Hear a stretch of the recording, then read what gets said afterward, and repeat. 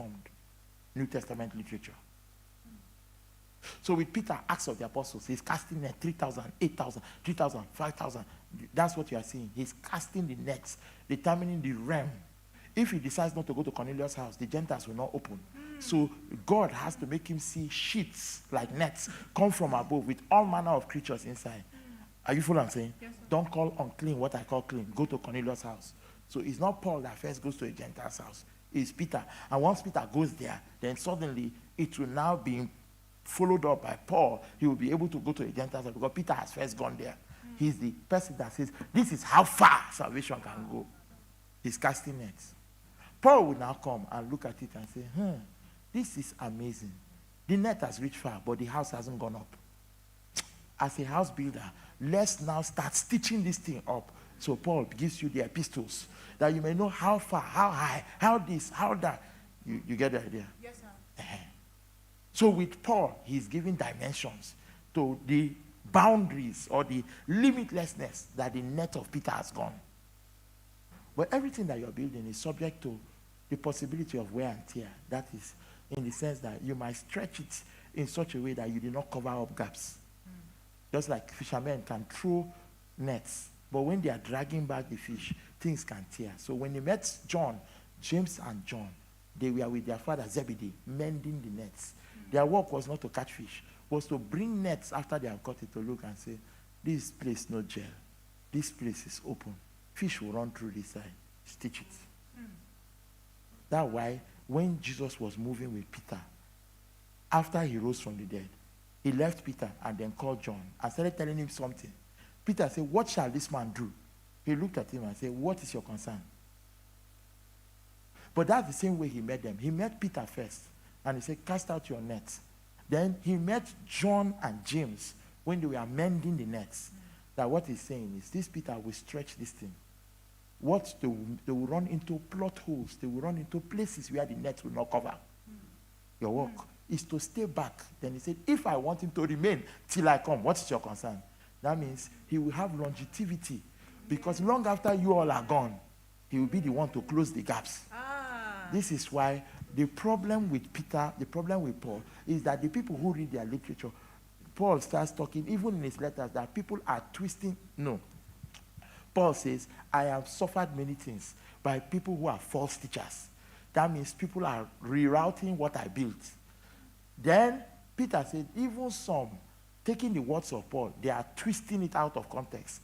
That means the two of them are facing, people are twisting what we made plain. John comes at the end of the story, my dear brother, and what John comes to do is say that, listen, have you people finished? Let's tighten it in such a way that nothing can pass through. That word revelation is actually, it is the work of a mender, somebody tightening revelations you already know in such a way that if you had doubts as to how does this work, he said it works like this, over. Then he mends it and gives a ceiling to the house that is built. Adds to this book. That's why nobody has been able to add to the book of Revelation. It has ended there. There is a ceiling to the house. You see where this is going now? That means he's coming back to what Paul has taught you to tell you that, do you remember what Paul said? Remember what Peter started? This is how it's going to end. This is it. This is it. This is it. So when you are looking at the titles, you're not just looking at titles. You're looking at doctrines, right? Teachings, precisely saying, see how the thing works. Watch this. He that liveth and was dead. That was what John was explaining when he said that in the beginning was the Word was with God, and the Word was God. The same was with God in the beginning. Nothing was made that was not made by him. In other words, this Jesus Christ work did not start when he came and became a baby. That's when the Word was made flesh. What they are saying is that the matter concerning your redemption was not sudden news to the Son. It was something that he knows about because he was around. He is the true light that shone upon every man that comes into the world. He is the one that without him, there will be no life for anybody. Do you see where it's going? What they are saying is that when it comes to coverage of what Jesus Christ has done, thank you, Lord, you're kind. But when it comes to coverage concerning what Jesus Christ has come, don't ever think of it in time from when he was born. mother used to comb your hair so that the thing will enter your head. What they are saying is, don't ever think of anything that he did, right? From the coverage of when he came. When he came, this is the true light that shineth upon every man that comes into the world. That means he has started acting on you before you came. That means he was born in time. So you see another title that will come out from here, that the one that liveth forevermore. You will see the one who was and who is to come. Now wow. What they are trying to point out is that he covers all three timelines. What happened before the foundation of the world, his work covers because he covers. Now wow. I beg water. Lord, help us, Lord. People are watching in Port Harcourt, you're laughing. There's ground, but Jesus is Lord.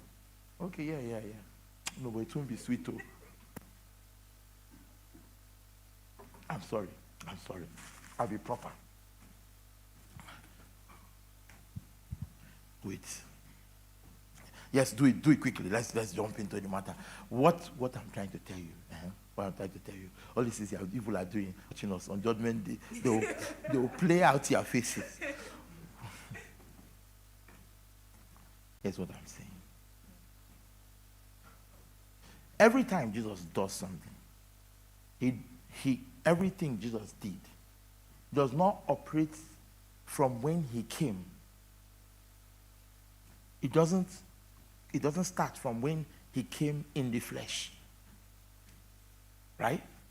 Because the person is the same that existed before you came, before time began. That's the same person that was made flesh. That's the same person that died on the cross.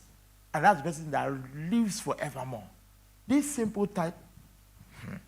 Okay, let's do it again. Forget about it. See, this single title of the one who was, who is, and who is to come, better put from his primitive, the one who liveth forevermore. The one who was alive, then died, then lives forevermore. Small line like the one who was alive. Now wow. I think my wife is booting. Let me try. The one who was alive is not saying that the one who was alive. Obviously, if you died, you were. No. They're not talking of the one who was